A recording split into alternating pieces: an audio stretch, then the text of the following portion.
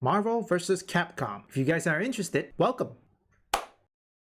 I'm certain some of you are aware that Capcom localization is now, they just exposed themselves to become woke. If you guys don't know, I think by the time of this upload it's already been confirmed, but if you guys don't like it, why don't I recommend another franchise, Marvel vs. Capcom. Before I get into any further, it was originally says X-Men vs. Street Fighter, okay, before it came to Marvel vs. Capcom. And remember, Street Fighter is from Capcom, X-Men also from Marvel. I don't think X-Men was a part of, I think during that time, the 90s, probably, I don't know, I could be wrong. Marvel didn't have access to it, or still have access, but they sold it. Let me know in the comments. I really need to recheck. I think that's where the origin starts. X-Men versus Street Fighter, and then it escalates to Marvel versus Capcom. Right here, this is the crossover fighting, and I will get into why this in a minute. First release 1996. Okay, this has already been like what, 3 decades old. This one was on the PS1. Yeah, I played this game before. And the latest one is on 2017,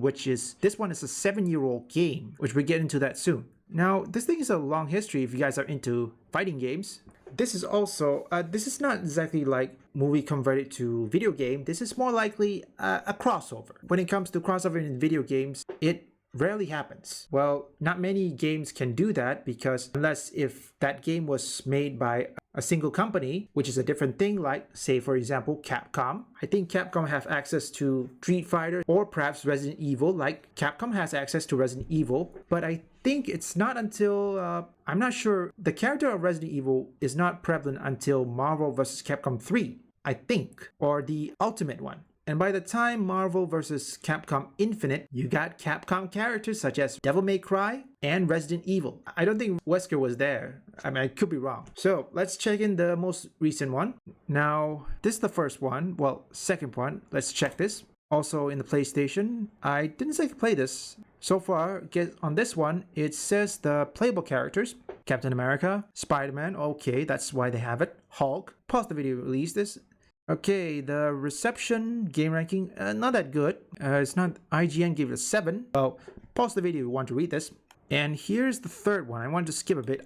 This is where all the characters are available. Let's see the playable characters. Okay, let's see Marvel characters. We have Captain America, Deadpool, Deadpool, Spider-Man, okay, X-23, Iron Man, Dormammu, Doctor Doom. Capcom, we have Albert Wesker, Chris Redfield, Chun-Li, Felicia, I'm not sure what this. Trish, which is Devil May Cry, Nathan Red Spencer, and a DLC, Jill Valentine. Ooh, you guys can pause if you want to see the characters. And here's how the reception. PS3 has an 84 Metacritics. Okay, it looking good. The reception was pretty much good, mostly. Diverse characters. Now this is what diverse characters should look like, okay? It's not that much, but actually, why don't we check Jill Valentine? Okay, let's see Jill Valentine. See if there is. Oh, this is from the Resident Evil 5. Do you guys see it? And here's the one. This is what it looks like.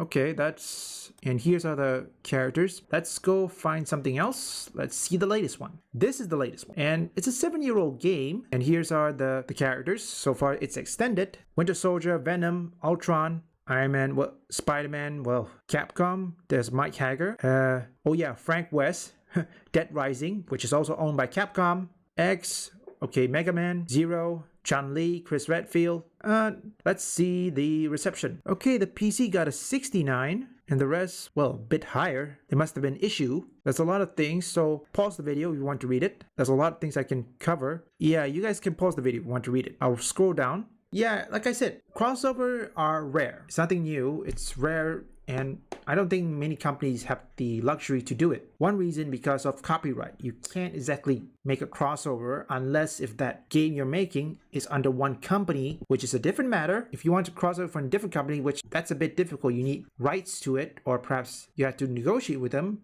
and that company also have to get their share, their part of the pie. So it's a bit difficult. But I recommend this. Yes, this may not be good if you guys are into fighting games, you prefer others, but as long as you guys can have fun that has no woke BS or any Sweet Baby Inc. involvement, this is one of the game I'm recommending.